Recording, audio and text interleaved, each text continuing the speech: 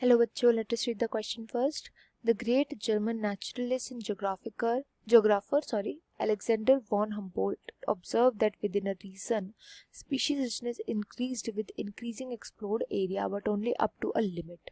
In fact, relation between species richness and area for a wide variety of taxa, that is angiosperm plant, birds, bats, freshwater fishes, turns out to be a rectangular hyperbola. Now find out the correct equation shown in the graph. तो graph में हमें species richness और area के बीच में जो relation दिया है उसमें दो इक्वेशंस आती है, इक्वेशन 1 और 2. इनकी हमें वैल्यू बतानी है. बहुत ही सिंपल सा क्वेश्चन है. यहाँ पर जो कि कॉन्सेप्ट हम यूज करेंगे वो स्पीशीज रिचनेस का यूज करेंगे. स्पीशीज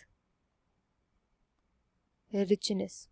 तो स्पीशीज रिचनेस कंसेप्ट जो था वो दिया किसने था? अलेक्जेंडर वॉन हम्बोल्ट ने दिया था. इन्होंने कहा था कि जो स्पीशीज की डाइवर्सिटी होगी, स्पीशीज की रिचनेस, स्पीशीज की हम डाइवर्सिटी बोल सकते हैं, स्पीशीज की रिचनेस कितनी है एक पर्टिकुलर एरिया में, इन दोनों के बीच का इन्होंने रिलेशन दिया था कि जैसे जैसे एरिया इंक्रीज करता जाएगा ना, वैसे वैसे ही स्पीशीज की डाइवर्सिटी, स्पीशीज का रिचनेस भी इंक्रीज करता चला जाएगा.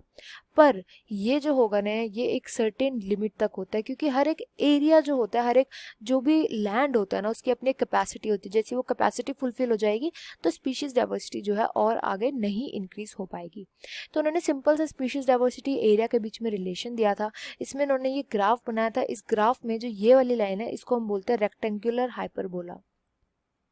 रेक्टेंगुलर हाइपरबोला जो कि हमें क्वेश्चन में बताया गया है. एंड इसकी वैल्यू होती है s is equal to CA⁻Z. अब यहाँ पे हर एक चीज क्या क्या होती है वो देखेंगे. s तो होती है स्पीशीज रिचनेस, स्पीशीज की रिचनेस या स्पीशीज की डाइवर्सिटी. ए हो जाएगा यहाँ पे एरिया. अब दो चीज हमारे पास रह गई. तो जो सी जो होता है यहाँ पे, सी हम बोलते हैं वाई इंटरसेप्ट, इसको बोल सकते हैं वाई इंटरसेप्ट.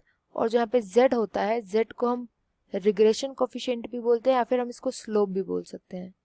रिग्रेशन कोफिशिएंट या फिर हम इसको स्लोप भी बोलते हैं. तो ये तो हो गई जो रेक्टेंगुलर हाइपरबोला है. अब अगर इसी इक्वेशन का हम लॉग निकाल लें, तो अगर आपने लॉग सीखा हो तो क्या होता है कि ये हो जाएगा लॉग एस, और जो भी प्रोडक्ट हो रहे होते हैं सी और ए का यहाँ पे प्रोडक्ट हो रहा है तो वो प्लस हो जाता है लॉग में, तो लॉग सी हो जाएगा प्लस. अब ए की ना पावर भी है, तो जो पावर होती है मल्टीप्लाई में आ जाती है, यानी कि जेड फिर हो जाएगा लॉग ए. तो अगर हम इसी का लॉग निकालें ना तो वो ये आ जाता है. तो यहाँ पर जो फर्स्ट इक्वेशन है जो कि रेक्टेंगुलर हाइपरबोला है वो तो जाएगी ये वाली s is equal to CA⁻Z. और जो सेकेंड इक्वेशन है जो लॉग आता है ना, वो हमेशा आता है स्ट्रेट लाइन, स्ट्रेट लाइन आती है, तो जो लॉग होगी ना वो हो जाएगी सेकेंड वाली इक्वेशन. तो यहाँ पर राइट आंसर हो जाएगा option 1. I hope you understood well. Best of luck and thank you.